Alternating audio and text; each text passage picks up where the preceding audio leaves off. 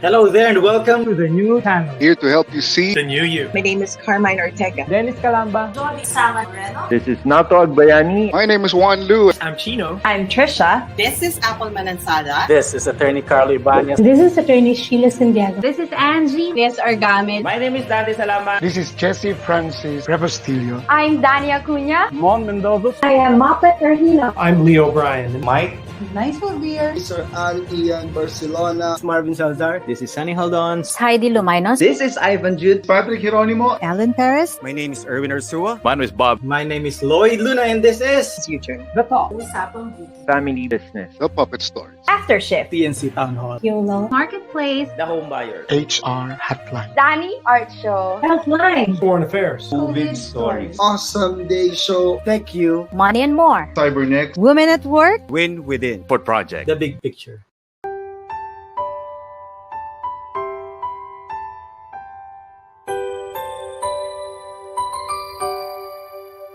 Sometimes life lets you down and you feel that you are done. You just want a morning run because the fun is all gone. But sometimes life makes you proud when you look far and wide, when you leave the pain behind and see the brighter side. TNC gives you inspiration. TNC reignites your passion. TNC starts your transformation. TNC helps you see the new you. Sometimes life makes you blind and you choose something bad. You just wanna cry and hide and save your face from the crowd. But sometimes life makes you see the beauty in you and me. When you look up above, there is God and there is love. TNC gives you inspiration. TNC reunites your passion. TNC starts your transformation. TNC helps you see the new. We're here to help you see the newness of life. We're here to help you feel your hope is so real. You got the power to see. We'll help you see the new you. TNC gives you inspiration. TNC reignites your passion. TNC starts your transformation. TNC helps you see the new you.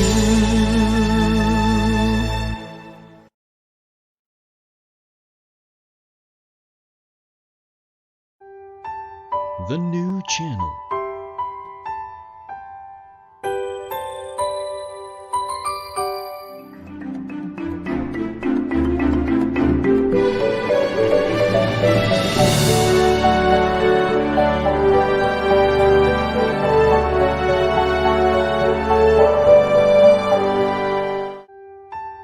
The new channel.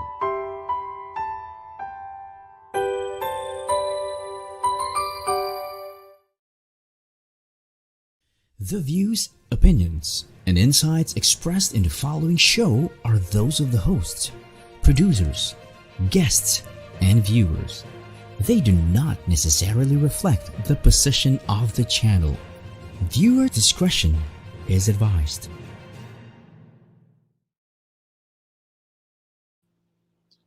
Awesome day to all of us. Kamusta po mga ka-awesome. Sorry na miss ko po kayo. I wasn't around last week. Not that I intend to be absent. Pero naku po, challenge din naman ng technology. Nawalan po ng internet dito po sa lugar namin. And so we had to somehow postpone the supposed episode last week. But here we are back on our feet and on our show today. At salamat sa Panginoon Diyos that we will be able to inspire you today. And this is the awesome day. Why day? Because already this will be your your daily source of motivation, especially today's Monday. Mondays po ito, every Monday, only here at TNC.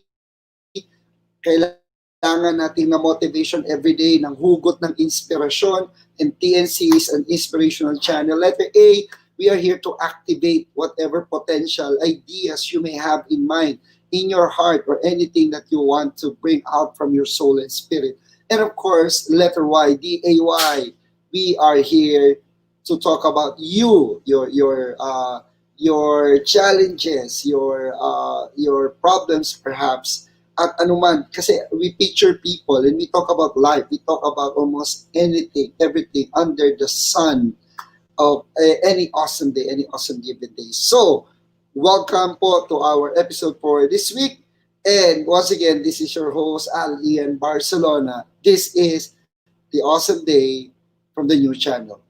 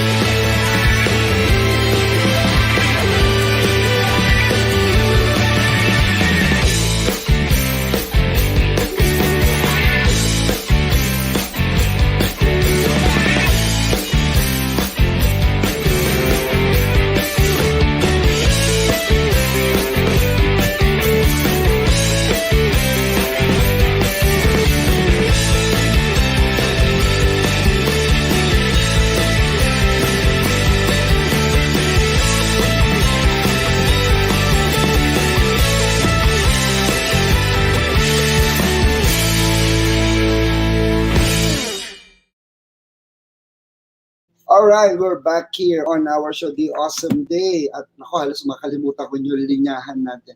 You can live life to the fullest. Totoo po. Yes, it is so possible to still live life to the fullest despite of what we are going through right now. But look, take a look at it.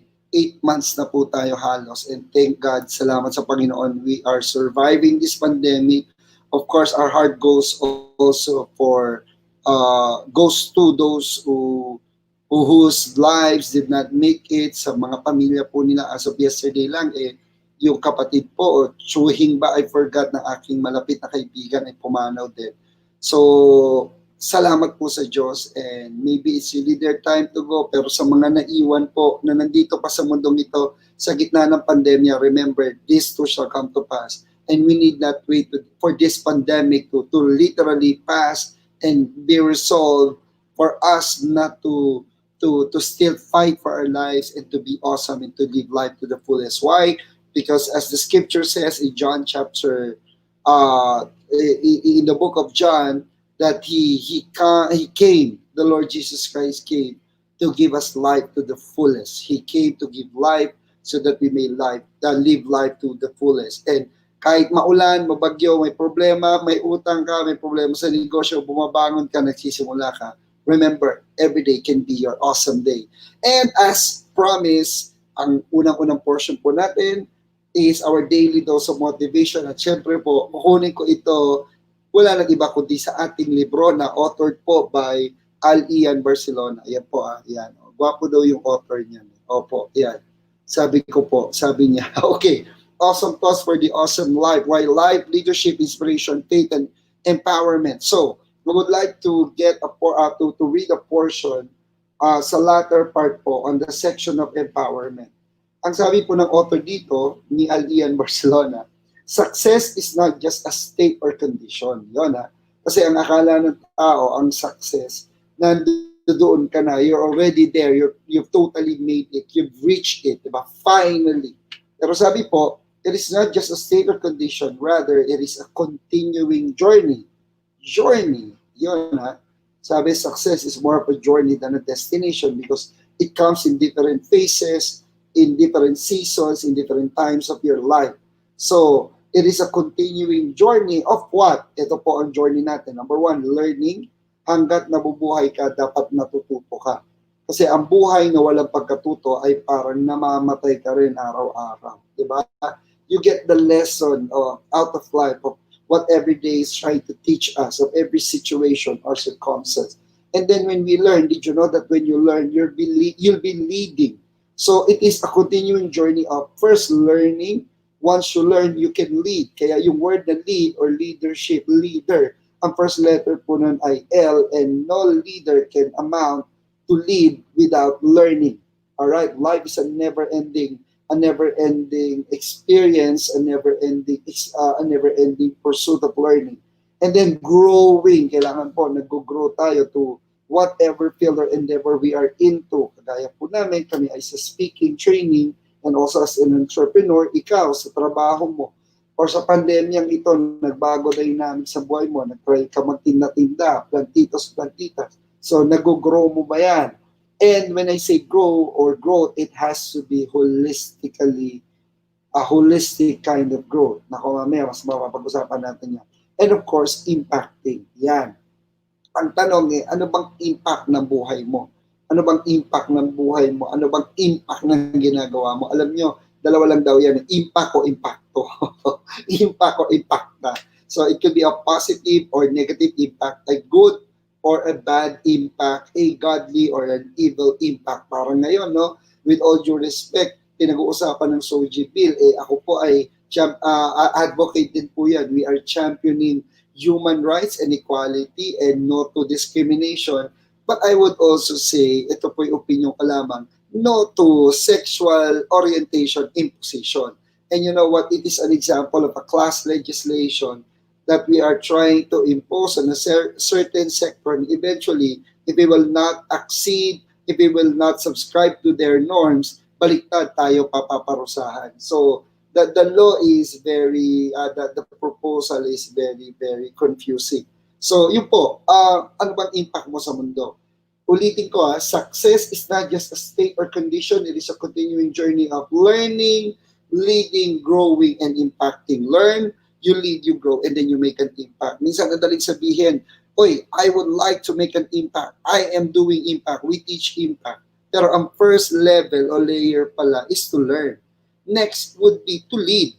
Okay, you cannot lead without learning first. And then when you lead, you keep on growing as a person, as a professional, as a parent, as a spouse, as a son or daughter, as a business partner, as a minister, priest, pastor, minister, as a manager, as an executive. Kasi you grow with whatever you do in life, di ba? Kailangan lumalago ka, sabi nga you grow with it, all right?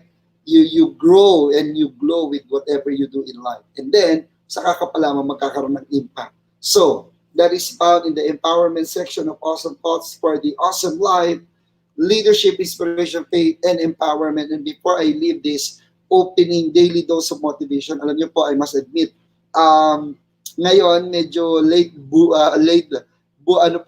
bloomer o boomer pa. Dahil ngayon ko pala po pinapanood ang isang series sa Netflix, yung Designated Survivor, as recommended to me by my dear brother, idol, Lodi Kuya Alvin Barcelona, yung Designated Survivor.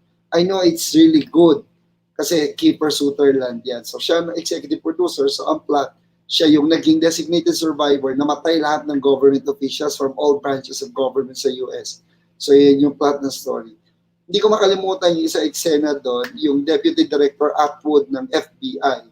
When they started vetting or doing a background check and investigation kay McLeish, yung naghahangad maging presidente, pero siya pala yung spy na nagplot ng bombing, eventually gusto makonsol ang White House. Nung pinadala yung kanyang resume, yung kanyang accomplishments, at ang galing sa media is being loved already kasi siya lang yung lone survivor, ang designated survivor, si Keeper Sutherland, who became president. Siya naman, the lone survivor in the bombing. So, wow, what a coincidence. Was it really a coincidence?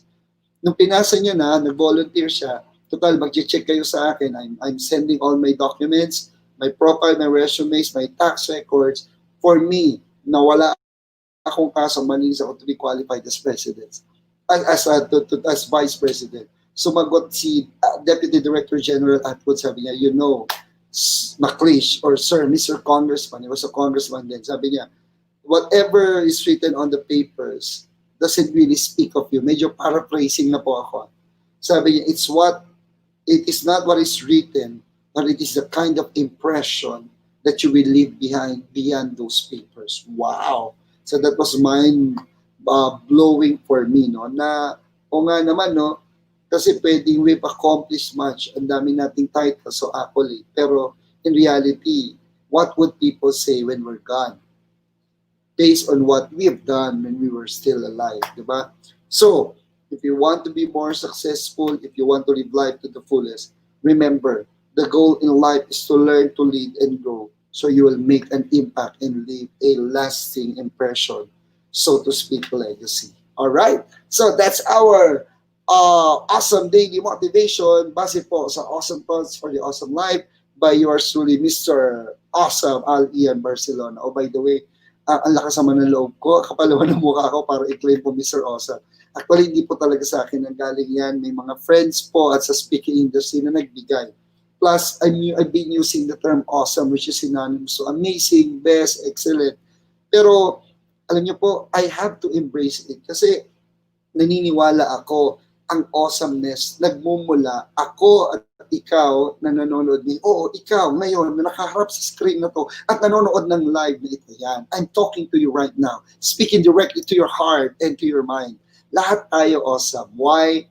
Because we have an awesome God who created us after His own image and likeness. And when He created you, He has deposited greatness and awesomeness into your heart. You just have to bring it out, harness your potential, and then boom, you will live life to the fullest. All right, so that's for our daily dose of motivation. At sa mga interesado mo sa books, PM me. I can send this copy to you free autograph.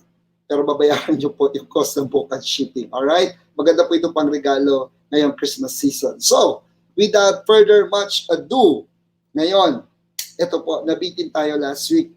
I am so honored and blessed to be having around with us a very special person, our guest for today's episode. Konting background lang po.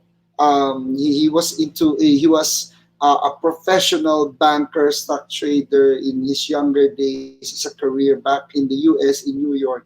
Tapos medyo nagrebelde siya kasi graduate siya dito. He went out of the country no kanyang early days. Tapos pagbalik niya, he was earning so much until things turned around for him. So he experienced lots of ups and downs, and then bumalik siya sa pinaka-core at heart and purpose, which is education. Kaya kilala po siya as Mr. Educator sa circle po ng education, ng training, ng speaking at ng academe. He was also the former president of UST Alumni Association, and he himself is a Thomasian. Alam niyo po, may pinost siya nung recently yung picture niya nung in-embrace siya si Pope John Paul noong World Youth Day before. And of course, was si Pope John Paul. Correct niyo na lang po ako, Sir Henry, later. And of course, siya din po, because of his wisdom, genius, and experience, and respect, yung respeto po sa kanya ng circle ng mga influencers. He was a former Philippine Marketing Association President, PMA. And I was there during his induction where he launched his societal marketing advocacy and program. And ito po, pinaka-importante sa akin. I was so blessed by his life kasi umikot po kami nationwide. Nag-meet po kami sa DepEd. I was the one responsible for introducing him during his session sa mga leadership conferences for teachers and students. Until napanood niya ako at napakinggan niya rin ako magpakso, sabi, halika, sama ka sa akin, magkakataribot tayo. So I was privileged to be working with him. We've conducted leadership conferences on multiple intelligences learning styles, of which he is one of the point persons of learning styles in the whole wide world of this association, and he's the Philippine founder of that. So without further much ado, and of course, he is a book author of Ikaw Ako Henyo. I would like to welcome on our show a truly awesome man, a certified awesome leader, influencer, educator, and most of all, a very doting father and husband. Let's give it up for the awesome Sir Henry Tenedero. Palakpakan po natin. Yeah, pasok! Thank you. Wow, what an awesome introduction. Talagang you live to your word. You walk the talk. Good afternoon, Ian, and so nice to see you again, and to your millions of followers in your wonderful program. Magandang hapon po. And this will surely be a very Ayan. exciting discussion. Yes. Okay. Yes, yes. Yan ang gusto kay Sir Henry. Actually, talagang alam niya yan, isa siya sa aking mga inspiration at mga lodis pagdating sa education, public speaking. Naalala ko na pag magkasama kami sa room, mga conferences, Ian, kailan mo susulat ng libro mo? Ian, kailan ko mag-aasawa? So, I consider him, ayaw niya tawagin ko siya tatay, sige, big brother na lang. Yes, sir, I'm so happy. I'm so happy po. Trainings and talks together, you brought me to places and stages. Sir, konting kwento naman po dyan. Of course, there's this, kahit sikat na po kayo, okay, meron pong mga audience na hindi pa po kayo masyadong kilala. Can you give some overview? Sino ba si Prof, si Dean Henry Tenedero? So, can you give us, in hindsight, sino ba ang Henry Tenedero? Well, I am now an educator, a proud one. At ito'y naging transition sa aking buhay. As what you have said earlier, nung ako'y bata, I was based in the US. Very ambitious, very aggressive, until I became a businessman, stock trader, and organizer of concerts, etc. No? But at some point in my life, I became kind of not happy. And I realized that probably I'm called to do something. I didn't know what was the calling, no?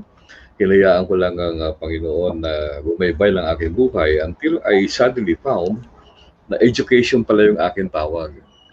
But the funny thing is that, irony of all ironies, I was not trained to become an educator.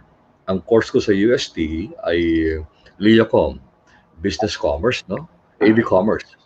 So, naghanap ako ng mga signs until one fateful night while traveling from San Francisco to Napa Valley in the famous Golden Gate Bridge, I suddenly lost consciousness. I was driving, and if not for my guardian angel, there was a 6-foot wheeler in front of me that woke me up, no? And then I sabi ko, ito na yung hudyat. So I went on a retreat. And during the 3-day guided retreat, doon ko nakita na I'm called to be a common educator. Why did I say I'm not trained? Because the ironies of life, no? We have our own vocations. Nilalagay ka na lang ng Panginoon kung saan ka magiging epektibo. I was a kick out in high school, a constant flunker in college. Education to me was just a necessity or a requirement, a culture to follow the whims of my parents. Little did I know that you can be educated in the best schools in the world, but not exactly learned. Because good thing, ang aking mga magulang ay very supportive. Nung ako'y na-kick out, hindi ako kulong para sa aking mga kapatid at tinanggap nila kung ano ko. No? Sila mga honor students, ako yung horror student. But despite that, andun yung acceptance. Sinabi lang ng papa ko na palagi ka lang magdadasal at marami pang hamon na darating sa iyo. And true enough, napakaraming hamon hanggang sa ngayon. Patuloy na binabaybay ng aking buhay ang mga hamon sa buhay. Ang kagandahan niyan is that during this pandemic time ay napakasaya. Lalo ngayon na imagine online na tayo, sanay tayo iyan sa mga face-to-face engagement, no? So isa yun sa mga touchstone ko. Touchstones in my life, pagiging from businessman to education. And now, another touchstone maybe is the being part of the Go Negosyo movement. Considered as one of the original 15 angelpreneurs na tumutulong naman sa ating mga micro, small, and medium enterprises. I'm no longer a business person. And in fact, sabi nga ni Joey Concepcion, hindi man tayo lahat ay maging entrepreneurs, pero napakahalaga natin magkaroon ng entrepreneurial mindset. Gaya ng ginagawa mo, no? Inspirational, motivational. At the end of the day, it's not much of what you do, but how you impact the lives of other people. Because eventually, when we pass this world, perhaps the key statement is the legacy that you live is the kind of life that you live today. What kind of life are you living? Are you living just to live? Or is your life as life?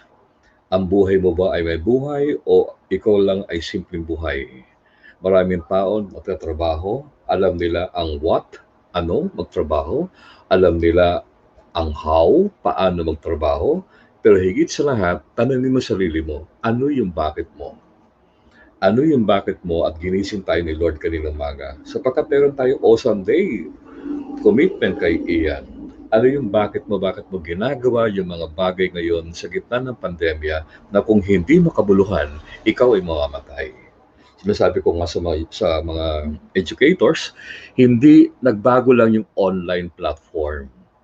Pero yung substansya ng tinuturo mo, ganun pa rin. Pero ang online platform, kailangan siya ay parehong high-tech na, high-touch pa. Okay? So kailangan maramdaman ka pa rin yung awesomeness mo, maramdaman pa rin ng iyong mga learners. You thrive, you transition from a face-to-face classroom learning to what I call a home-to-home heart learning. So ito yung mga punto de vista. Alright. Yeah. Well, sir, let me cut on that. Ang dami ng mga wisdom, mga tidbits of wisdom na ibinigay niyo po. Pero gusto ko po munang balikan. So meaning, your life is like a roller coaster ride po. You were a consistent plunker, kick out kayo, pero you made it pa rin as a banker, as a businessman, then another phase in your life. Tapos bumalik pala kayo sa inyong calling na tinatawag o vocation, which is education. So, gusto ko po munang i-process natin yun, sir, because by the way, I forgot to mention a while ago that really our topic for today is the changing landscape of education, and Sir Henry is one of the authorities that we can talk to. Pero gusto ko i-connect kasi whatever you do is connected to who you were, who you are, and who you can become more someday. So, sir, are you saying para po sa kabatiran ng ating mga nanonood po sa ating mga audience at mga awesome followers, normal pala talaga na magkaroon ng bumps at mga ups and downs, maaring maging roller coaster ang buhay mo, but it doesn't mean natapos na yun doon. Or may dati kang ginagawa, pwedeng tapos ka na sa phase na yun. Ngayon, you are being led for another phase, for another challenge, another exciting journey in your life. So, pwede po pala talaga yun. Nangyayari po ba yun, Sir Henry? Yes. Dalawang bagay, no? Unang bagay, to live a meaningful life, you need to experience many short deaths. Para magkaroon ka ng isang makabuluhang buhay, kailangan makaranas ka ng mga munting kamatayan. In 2018, nagkaroon ako ng heart failure condition. Last year, inoperahan yung isang bahagi ng aking paa. But ngayon, very much alive. And then, alamin mo palagi yung bakit mo sa buhay. Because, gaya natin ang ating programa ngayon, maya-maya magiging history na lang tayo. Kabahagi na lang tayo ng isang episode ng Awesome Day. Pero ano yung iiwan mong moments sa iyong mga tagapakunod, tagapakinig? Yun ang mahalaga because we are now transitioning, not only embracing intelligence, but moving from intelligence to wisdom. Okay? So dati-dati, we always equate power, success with power and money. Ngayon, there are additional metrics to define success. In fact, sa education nga, sinasabi natin, kadalasan, ang binibigyan natin halaga ay yung mga magagaling sa language at mathematics until I met Howard Gardner. Na sinasabi niya sa multiple intelligence na lahat tayo ay may taglay na henyo. Na lahat tayo, in more ways than one, ay may kinang sa buhay. Hanapin mo ang kinang mo regardless of your status in life. So napakahalaga. It's all my setting. It's all mind setting, sir. Naku, papunta na tayo sa pinaka-main core na usapan natin. But let me process further. Ang galing po ng sinabi ninyo. Let me connect before I interrupted you kasi napakaganda pong iproseso ng gusto. na kapag nagkaroon ka ng shifts and turns na mga bumps sa buhay mo, dadalhin ka pala niyan into your higher purpose and calling. And I love what you said, sir, na kailangan may mga mamatay sa portion ng buhay mo, be it a physical, be it a behavioral and attitudinal death, kasi yung magpapabago ng perspective sa buhay mo. I remember si St. Paul, di ba sabi niya, there's this thorn of the flesh na ilang beses kong hiningi kay Lord na tanggalin, pero hindi nawala sa kanya. So every day, he wants to die to himself in order to follow Christ. I am crucified with Christ. So that's why I follow him. So are you were saying po na kailangan alam mo yung purpose mo. Alam mo yung higher purpose and calling mo. And that is not only to impress people, but to actually inspire and make a difference to others. Ngayon, magagawa mo lamang yan kapag na-realize mo, first and foremost, you embrace the genius that God has gifted or given you with. So let's talk about that, sir. Sa inyo ko po ito natutunan sa mga panahong nakasama ko kayo at nagagamit ko mga natutunan ko po sa inyo sa mga speaking gigs din po, especially among educators and students. So sir, are you really a firm believer? You've met personally si Howard Gardner, the author of it, and you've observed the Filipino educational system. Sir, lahat po ba talaga tayo may taglay na henyo sa atin, or kailangan i-develop yan? Parang leaders, they are not born. Sabi ni iba, they are made. Sabi ni iba, they are born. Sabi ni iba, they have to be born. So the genius, do we really have an individual genius inside of us? So sir, can you further expound po on that? Marami po mga magulang at kabataan na nanonood sa atin ngayon. Before I expound on that, let me go back to the values. No? Yung second point ko kanina is simply what we do in our life is who we are. And who we are is a product of our values. Values that were not born yesterday. Values that were not crafted last year. But values imparted to us by our parents, our church, our education, our friends, and most of all, our life experiences. Hindi sa dami ng dapa ang mahalaga sa buhay, kundi paano ka tumayo sa kada dapa. If you find time for introspection, mas makikilala mo ang purpose mo sa buhay. Pero kanya-kanyang ano yan, no? Pagbata ka, ang purpose mo yumaman. Lo and behold, when I was young, I was rich. But later on, as you move on in life, sabi nga ni Bo Bufford, you move your life from success to significance. Because marami mga taong malalaki ang bahay na hindi naman tahanan.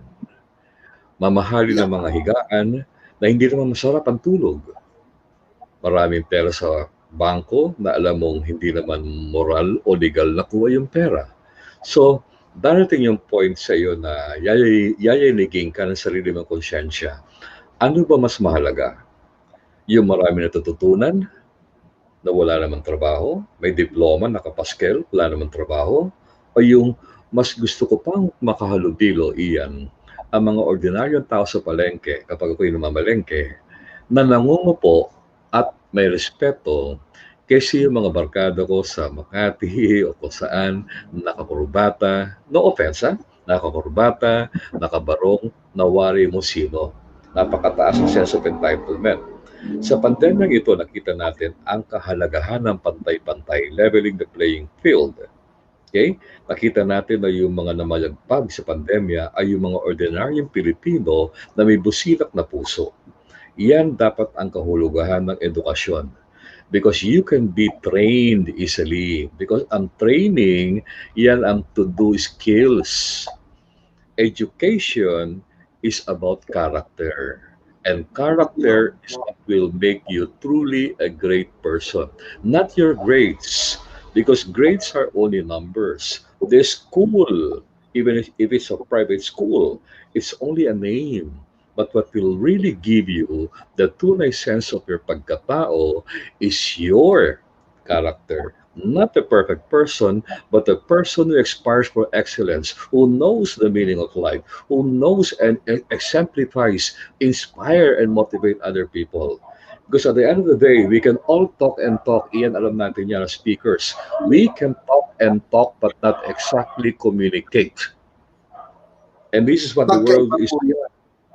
Yes, talking is simply talking, but you communicate beyond the syntax of language. For other people cannot communicate well, grammatically, whatever, but through the listening ear, you can listen to the hearts and aspirations of the people. So you have to be discerning. Ang nagsisimula yan sa iyong value system. Okay, again, we're not talking here of a perfect human being, because you can be a human but not exactly a being.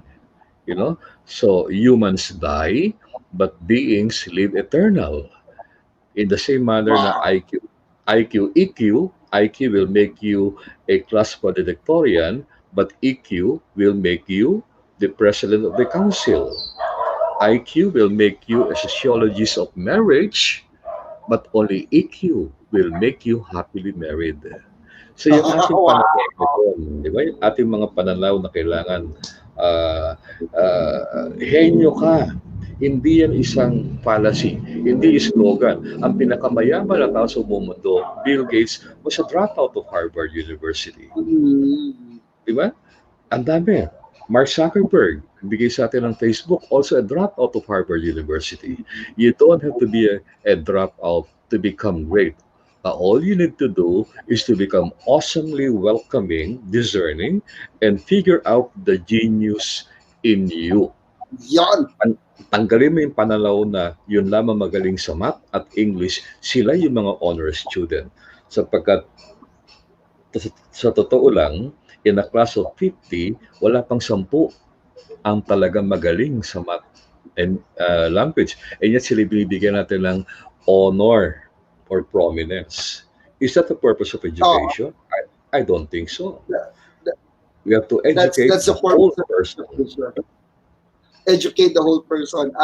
Yan yung mga namimiss ko at mga linyahan na tutunan ko po kay Dean, kay Prof. Henry Tenedero, that the goal of education is transformation. So education for values. Sinasabi ko nga rin po, eternal values, because they are non-negotiables. And because of that inspiration I've learned from you, one time po nag-talk ako sa mga teachers, Sir Henry, na nabitawan ko po ito sa learnings natin through the years, that when we talk, when we train and teach our students, remember that we do not only feed their minds, we must actually feed their souls. Because we are not here to produce intellectual human beings alone. That is important. We are here to produce human beings being humans. Saka, gusto ko po sinabi nyo, di ba, ang isa sa matinding realidad na bumulaga sa pandemyang ito, kung sino daw po yung malalaki na talagang may pera, sila yung pinakamahirap na nag-adjust. Samantalang yung mga sapat, wala o salat, sila yung nagsusurvive ngayon. Nung past days po, nakakwento ako mga kaibigan ko negosyante, nag-came out yung idea na meron din pala talaga, totoo pala yung kasabihan, kung pinanganak ka rin na mayaman, hindi mo na-manage, hindi mo natutunan, hindi lang yung yaman, kundi paano yumaman na magulang mo. Isang araw, pag maghirap ka, baka hindi ka makabalik sa pagyaman.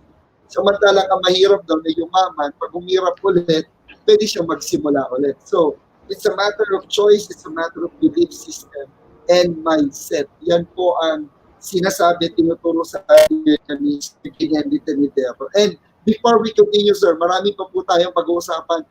Gusto ko pa pong babalik po tayo for the next gap. We will have to pause for a moment. Wala pong aalis, stay tuned. Kailangan pong magtrabaho ng stasyon at mag-promote po ng iba pa ng mga programa. So, again, this is still the awesome day with Prof. Henry Tenedero. Babalik po kami ha. Stay tuned. Huwag kayong aalis.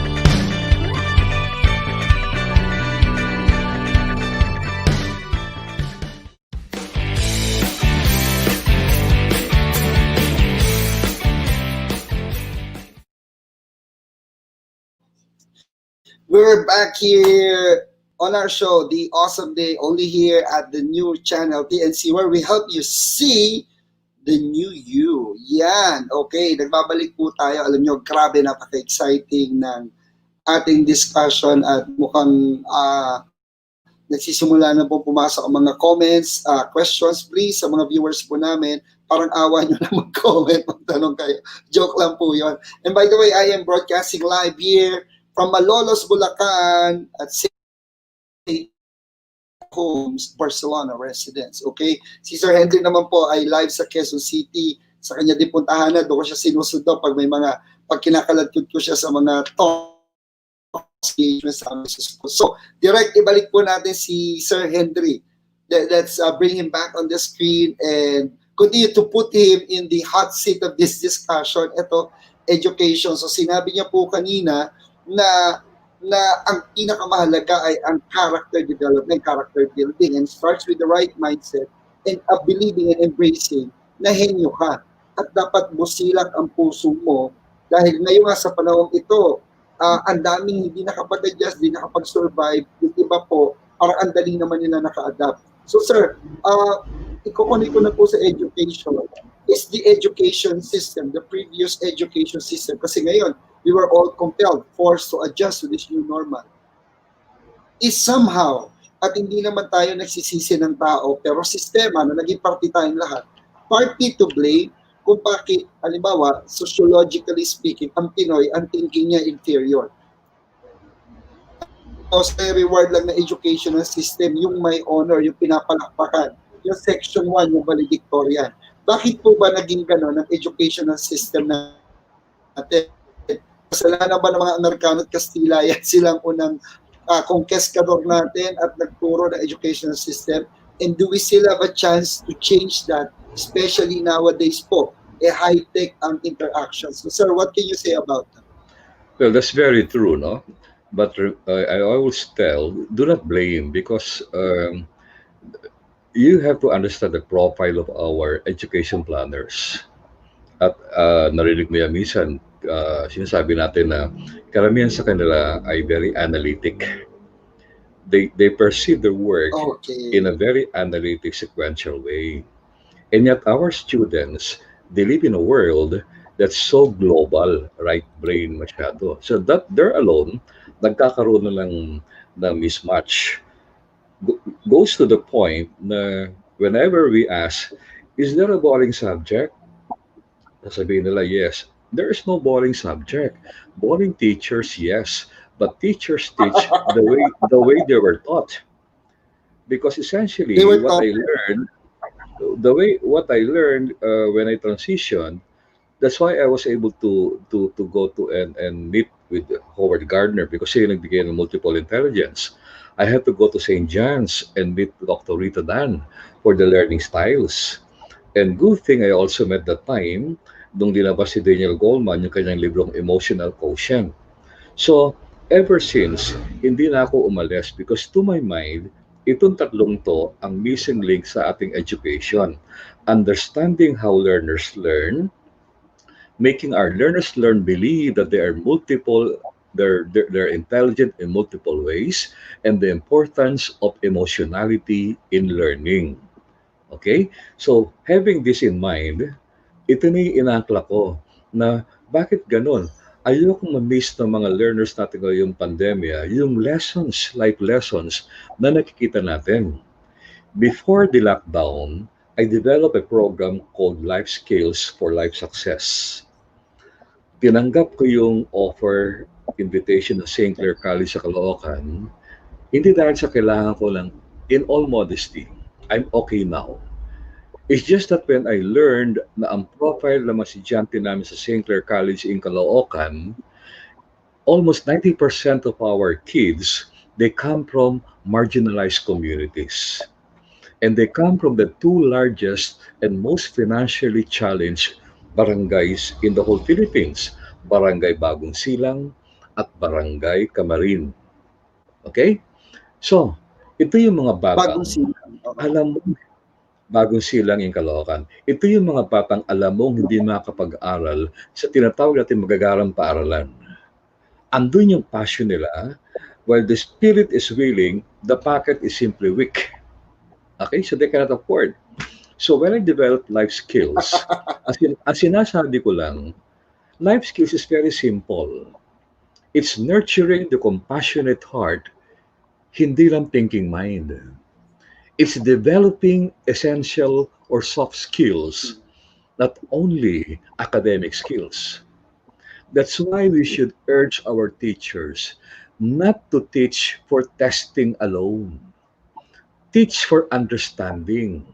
Because eventually, what you have memorized in school may not be comprehended by the student in the real life or in the real world of life. Thematic learning ka dapat. Kailangan makonekta mo ang kahalagahan ng three states of matter sa tunay na buhay. Ano man tinuturong subject mo, kailangan magkaroon ng connection. And by the way, talk about subject, hindi dapat isabatas ang GMRC iyan. Hindi dapat bigyan ng batas sapagkat ang GMRC ay dapat maging kabahagi ng bawat subject, whether you're teaching math, music, science, or whatever. It should be intrinsically embedded. Values should be part and parcel of the education process. So napakahalagang all-encompassing. So that's holistic learning. Correct. Learning, as I said, you can be educated because you can afford education, but not come out as a learned person. Mas malalim ang kahulugan ng learned. Yung learned, andun na yung compassion, andun na yung being kind, being merciful, being, you accept the totality of your being. And then later on, kung hindi ka man nakapag-aral, so what? Busila ka man ng puso mo. Ang galing ng pagkatao mo. Alam mo mas mahalaga, yung napakarami mong dinalagay. Ngayon, may MA ka na, hindi ka pa sapat, nag-doctoral ka pa, hindi ka pa sapat, nag-doctoral ka pa. So at the end of the day, mas mahaba pa yung mga titulo mo. At ang huli niyan, titulong yan. Hindi from MA, PhD, whatever. Sana wag maging RIP. Sayang naman yung because the legacy that you will leave is the kind of life that you live. Bet you, pag inalala mo mga teachers mo ng elementary and high school, ang maaalala mo, hindi yung mga nagturo sa iyo ng mathematical formulae, ng algorithm, ng photosynthesis. Maaalala mo yung mga teachers na tinanggap ka, maging sino ka man, na inaruga ka, na binuhay ang iyong paghihenyo. Bilang ikaw. Kaya pag reunion, sila yung mga binabalikan ng mga estudyante, yung mga pasaway, yung mga teachers who did not only build their minds, but more importantly, who have touched their hearts. Their heart. Yeah. Parang sa leadership po, Sir Henry, di ba? Leaders touch a heart before they ask for a hand, di ba? So, ang galing po nung sinabi ninyo na ang goal ng education is it has to be holistically the mind, the heart, the soul, the spirit, the physical aspect of our life should be addressed. And totoo po yun kasi ang all paradigm na sa inyo po natutunan yan, that is teacher-centered education. Na I teach, you all listen. Pero ngayon, sir, paano kung nagbago at sa mga nanonood po sa atin, how can they actually adapt kung ang mindset ko pa rin, ako ang sentro para kung saan I'm the center of the universe. At the same time, paano ko tatanggalin yung mindset na i-single out ko na magaling tong batang to, which is actually happening at home. Lalo na ngayon, nakatutok ang parents na to the point, yung parenting style ay nadadala sa teaching styles na ang magaling lang na anak, yung lagi may award, kaya sila nire-reward. So, how do we encourage them? How do they change that po? Teachers, parents, educators alike. At gusto ko po yung sinabi nyo ng GMRC should be legislated. Values should be integrated and reintegrated in all aspects and facets of our learning and social living conditions. So, yes, sir, how do we encourage them po to shift and to integrate that? Okay, first of all, you have to go back to the mindset. Okay? So everything starts, even sa pagnenegosyo, kahit na marami kang pera, okay, etc. Pag hindi handa ang iyong pananaw, ang tamang pananaw o mindset, ang skills na yan mawawala. Pero yung mindset mo, kahit na akala mo tombstone, yung pala is stepping stone. Na akala mo yung mess, kasi walang kita, yung pala ay may message. So, sa pag-aaral naman, i-apply mo yung learning styles na sinasabi. Ano yung learning styles? Kung meron kang 4 na anak, or 5, or whatever, pansinin mo sila. Iisang ama, iisang ina. Pero bet you, iba-iba silang pamamaraan kung paano mag-aral. Alamin mo. Pero kadalasan, how we teach is how we were taught. How we parent is how we were reared, the way our parents brought us up. In learning, understand and value individual differences. And these are among the many things that you can probably, may anak kang probably nag-aaral habang nakabukas ang TV. May nag-aaral kang anak mo, gusto ang maliwanag na ilaw. May nag-aaral kang anak mo na gusto mag-aral habang kumakain. Meron naman pagalaw-galaw bago mag-aral. So, meron music. Meron sumasayaw ng TikTok habang nag-aaral. Kung ang magulang mismo ay napaka-analytic na sa pananaw niya, hindi ka makakapag-concentrate pag may kinakain ka, hindi ka makakapag-aral pag may music, etc. Kawawa naman yung bata. So, kailangan i-appreciate mo na yung anak mo, pagtataka ka, ganun din nag-aaral. Parang ganun, ilan analogy.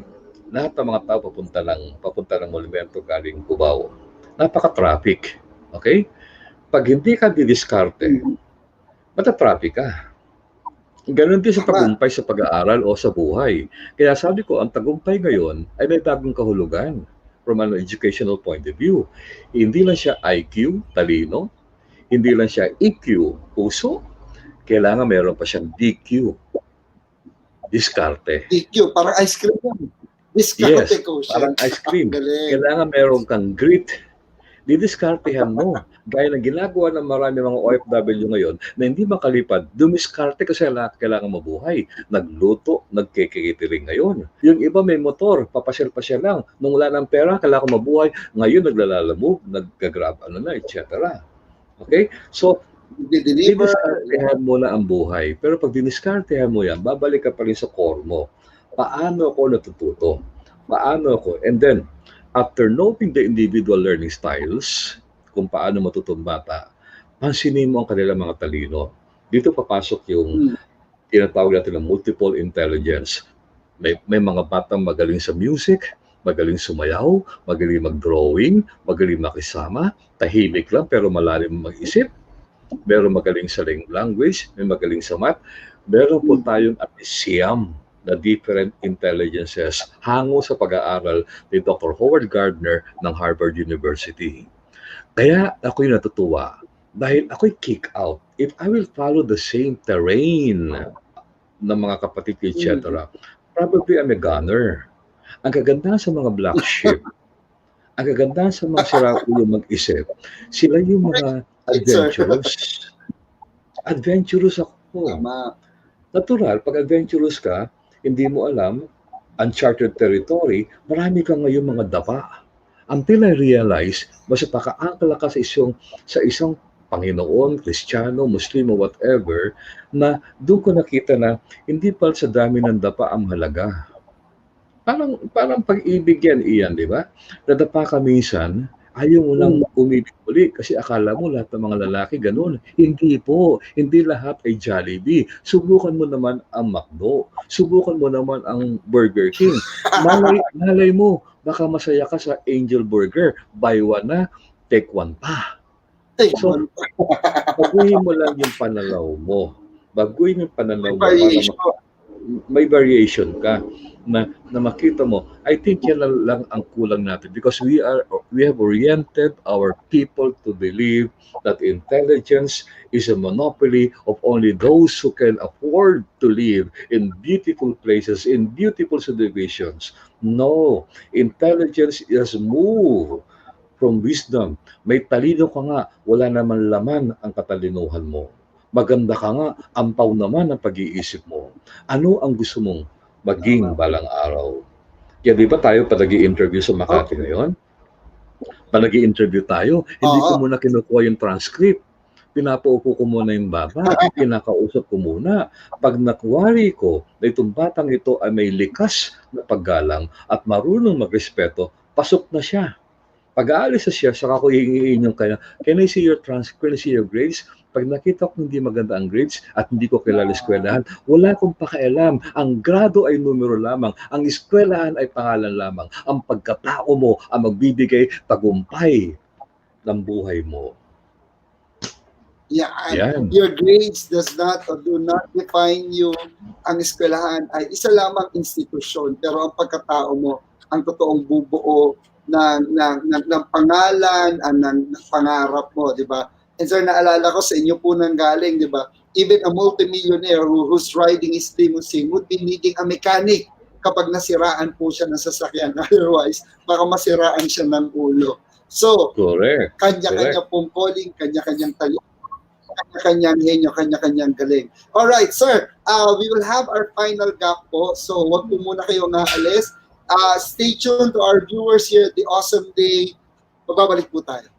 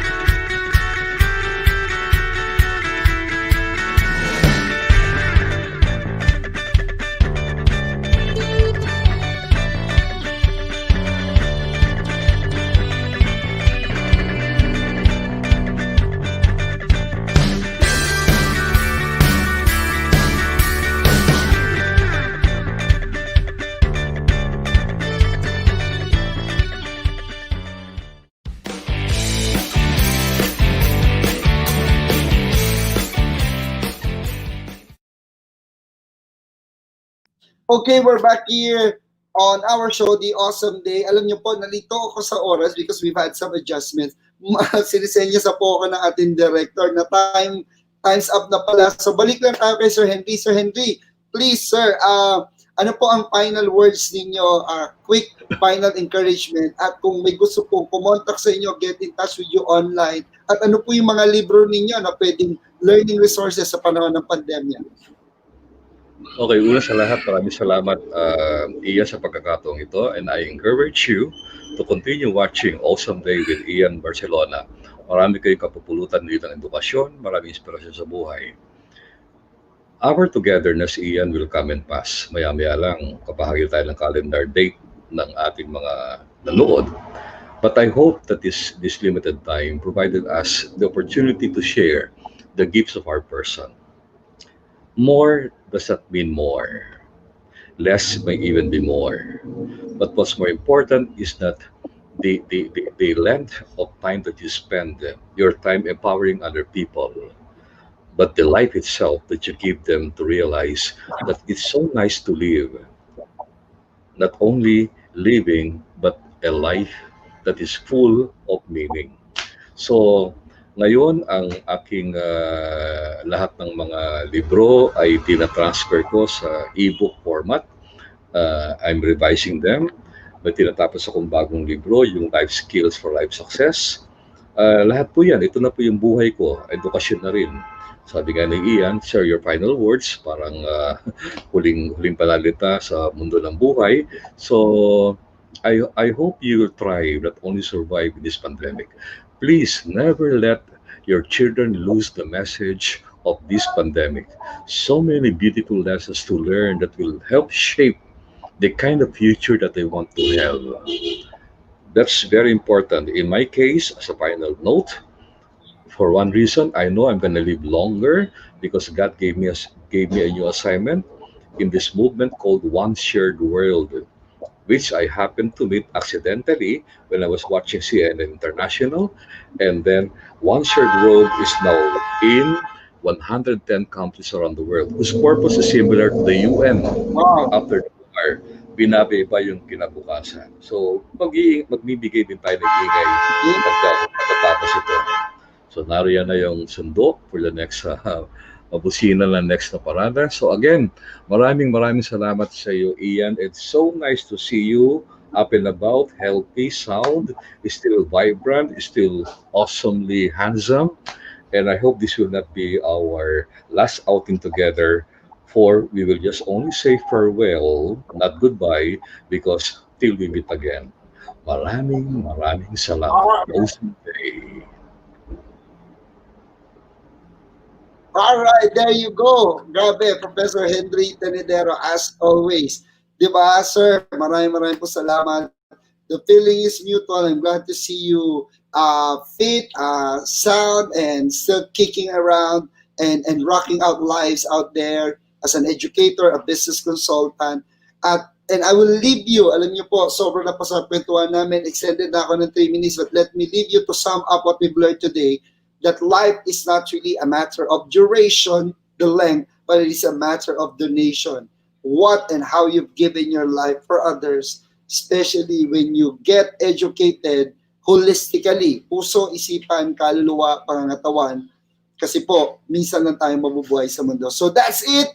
This is the Awesome Life. Thank you again, Prof. Henry Tenedero. You can reach him out on Facebook, search him on Google, nandiyan po siya. So on behalf of the TNC, the new channel, we are here to help you see the new you.